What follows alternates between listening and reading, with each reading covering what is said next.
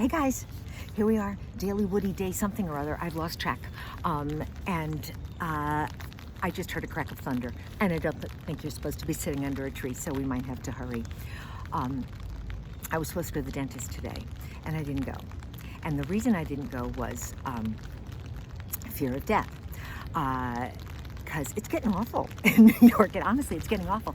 I saw on the news people in one hospital, they were taking bodies out with a, I want to say backhoe, but it's forklift, you know, trailer trucks. So, you know, and then this new thing that you can spread the virus by doing something that is so irritating that people do constantly, breathing. So I really didn't want to go. So, oh, and then I got this article that came across. I sound like my father. He would always say anything on the radio came across.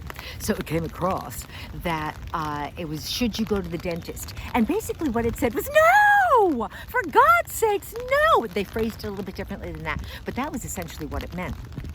And only if it was an emergency.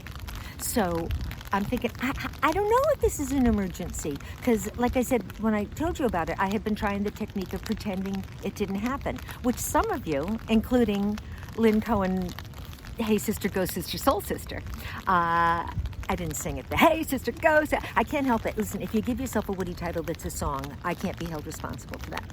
Anyway, but every time I call the dentist and say, do I really have to? And they're going, well, no, you can come in earlier. There'll be less people, but it's always the girl. Not that there's anything wrong with the girl that answers the phone, but she's not a dentist. She's not a hygienist. She's the girl who does the bills. And she's lovely. But do I really have to go in? So this time I tried the technique of saying, here's the thing. I'm 66. And this is exactly what I said. I'm 66, and I really, really, really, really, really, really don't want to die. And the dentist said, because it was I'm leaning forward, I'm going to give myself a fish nose. I just love the rain. The dentist said, since I already had a root canal, that if I lost the temporary, it didn't make that much. Well, finally, due to the panic of the old woman, she called the dentist, left me on hold, and came back and said that he said if I just keep it clean, it shouldn't be any problem at all. So I'm not going. Because that's terrifying, you know.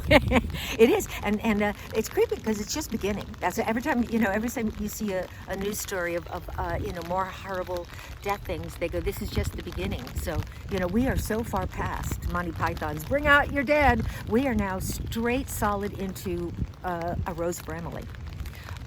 Did you have to read that story? See, in my day, everybody had to read that story in school, but sometimes now I'm finding younger people don't know. It's Faulkner in A Rose for Emily. Because there's no room. I also read this other article. I've got to stop reading. That's the first thing. I have to stop reading. I read this other article that the mortuaries don't have enough room.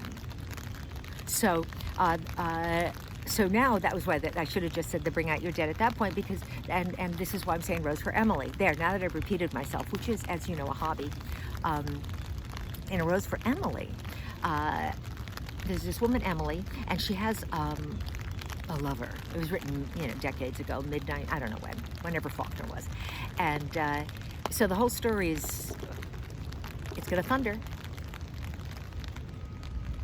Oh, no, I think that was just an air burp. That she'd had this lover, and he disappeared, and he was never seen again. Well, spoiler alert, at the end of the story, it turns out he's right there in her bed. Dead, but still in the bed. So it's basically a romance. And yeah, that does not make you want to go out. So somebody asked whether or not it was safe for me to come out. They say you can go out if you keep your distance, which is why I come up here in the woods where raccoons and potential serial killers. I actually have, Leela, I've got a serial killer story. I've got it. I was going to tell a dentist story, but it feels like a serial killer day. So there's this serial killer, and this is real. His name is Michael Ross, and he was executed in Connecticut X number of years ago. And his fourth victim was found in our stone wall. Because where I grew up, I tell you, it was the late 1800s. It really was the late 1800s. I mean, we barely had, electricity, but it was really big. It was 148 acres, most of it on one side, but then 18 acres on the other side. And it hadn't been farmed since the 30s, so we called it the farm, but it was really, kind of open space land. And my sister and I was living in New York already, and my sister was wherever my sister was, and my father was there alone. And there was a serial killer on the loose. Oh, I had to go home one time while the serial killer was still on the loose. And so I was at the farm, and we were all there, and my father and sister had to go someplace for the day, but I didn't want to go. So I was staying home as, apparently a serial killer bait. And so we had to have a gun alert. Because my father had, we lived in the country, my father had guns. So, there's one behind the door, and there's one over here in a bag on the toaster oven. And if that serial killer comes in that house, I am supposed to blow him away. However, I've got to make sure that at least parts of him falls inside the house so that it's safe to kill the serial killer. So we had to have, for 2 days, serial killer drill before I was left alone all day. I wouldn't have been scared, actually, but if you have to shoot the serial killer drill for days, you'd be surprised how jumpy you are when you're actually left alone in the middle of nowhere while there's a serial killer on the loose. However, I was not his type, so I did not get killed, which I think is kind of obvious at this point. But so I was not killed. But I'm back in New York, and I feel very bad. A girl was found buried in the stone wall, meaning the stones were pulled down, and she was dead over there. So, of course, where do you look first except, whoever owns the land? But he didn't do it. My father didn't do it. My father was, he couldn't, that's another story, which I've got to tell one and not the other. But killing anything, well, not spiders. I had to wake him up one night to kill another freaking spider hanging over my, oh God. Anyway, Leela, this is your fault. But anyway, so serial killer, so they catch the guy, his name is Michael Ross, you can Google him. And he killed 5 women in Connecticut, and was eventually, at his own request, he wanted to be executed.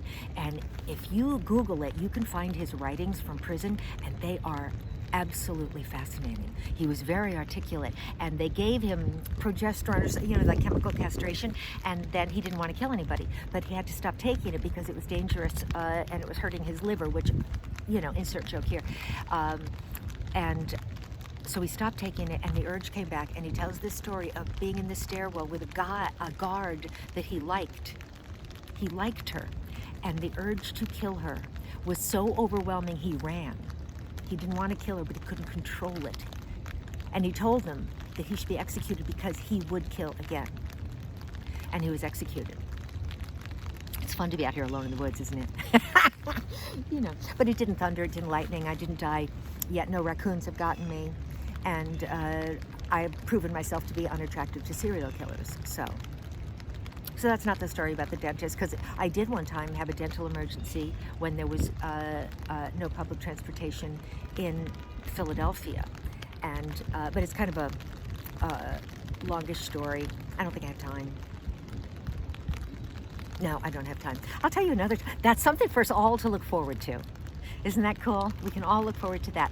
I really did hear one crack of thunder. Do you think there's anything to that fact that you die if you're outside in the thunder? Does it bring out spiders? I asked you, Heike, my arachnophobia friend. That's a bit of a concern. I better go. So I didn't go to the dentist. And hopefully there's not going to be an emergency. And hopefully you're not going to have to get me a rose and call me Emily. See you guys. Share it if you like it.